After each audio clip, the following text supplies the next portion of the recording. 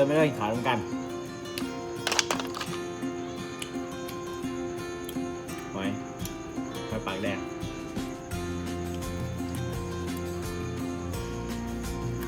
มาเดินทางทูเบิง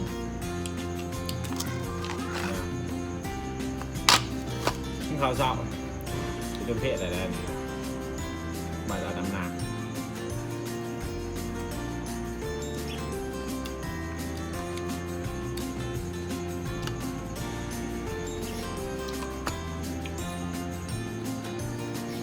ใจสมบูรณ์สมรับ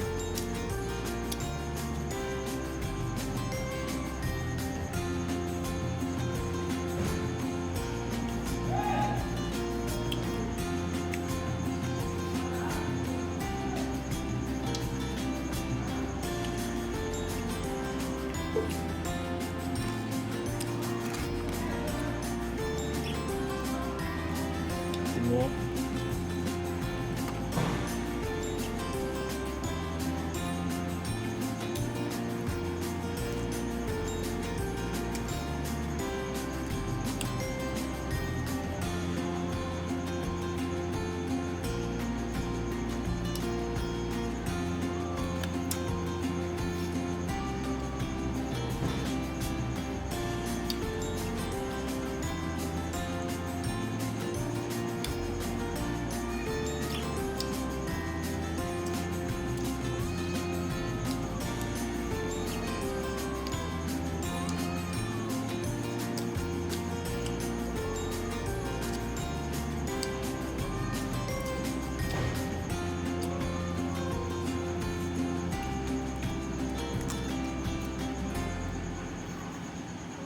ไม่เอาบอกว่ากินข้าวนำ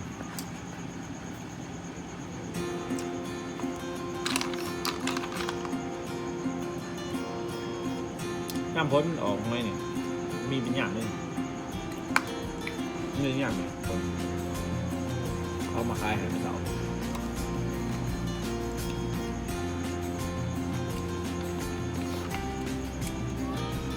ไม่ใช่หมอยังไม่บอกคม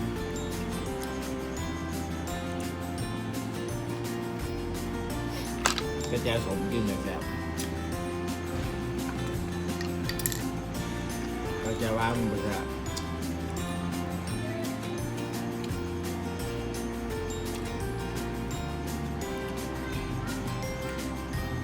นี่ผสมหน่อยมะนาวมันจะเกิน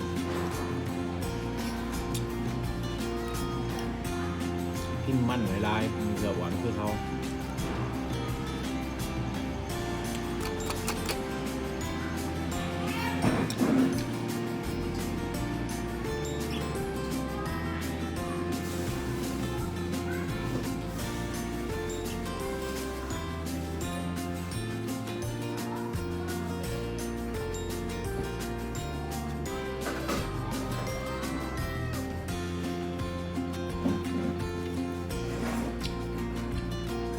มะนาวใส่อีก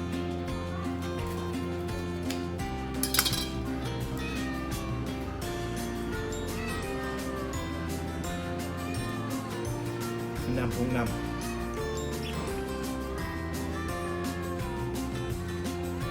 แซ่บแซ่บ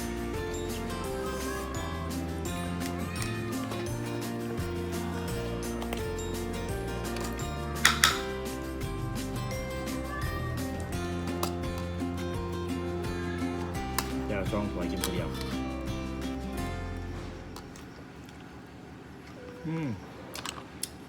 แซ่บมันสมเนี่ย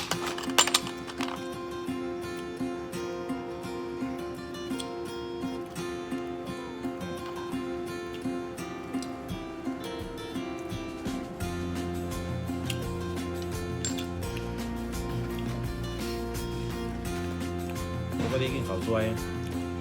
ตาบ่ได้ไปเวียงหรือบ่ได้เวียงกินแต่เช้าเนี่ย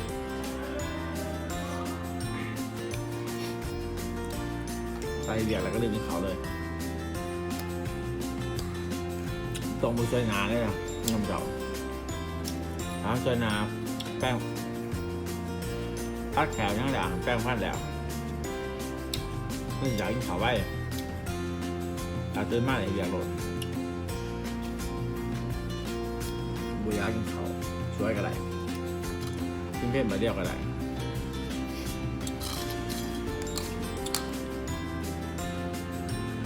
ผู้ก่อนเพื่อนข่าวนี่ไปสื่อข่าวอยู่ไต่ฟูมากไปใจชีมูสาโมกิ้งกระไรเขาสาวที่เขาเป็นมันก็เป็นตัวหนึ่งแล้วเลยเพราะว่า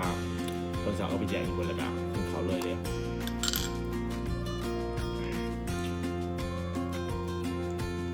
ซื้อเขาอยู่ซื้อเขาเปลือก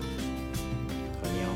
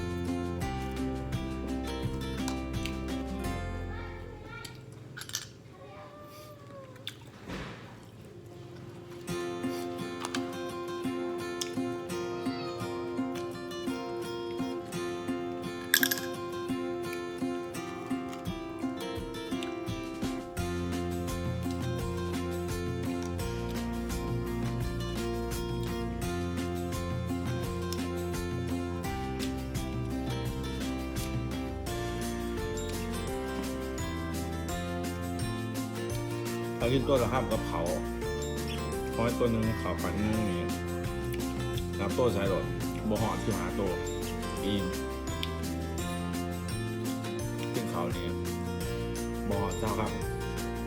กินยังกันอีมกูเสียลองนับรถเด้อ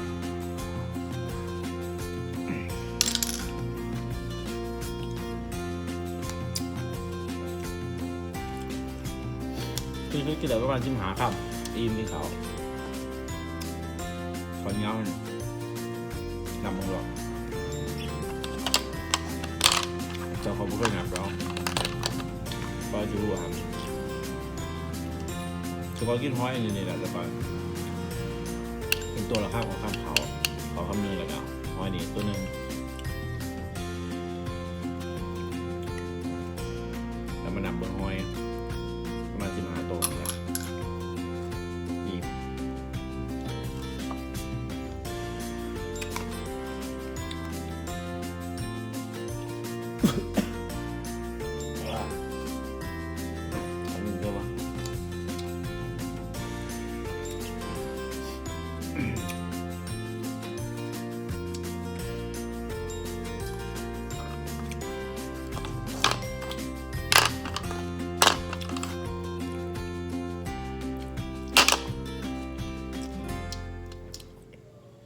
ป้าน้ำหน้ามาสอนนี่เก็บหอยมาหอยปักหัวหอยโป่งหอยลายเติม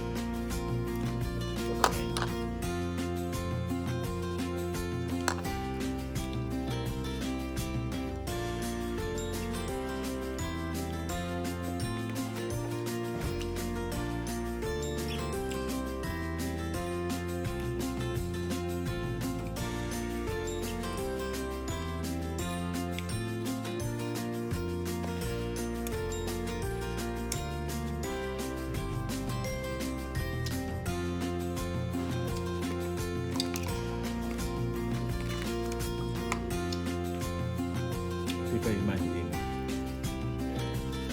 เพื่อนๆหมดแล้ว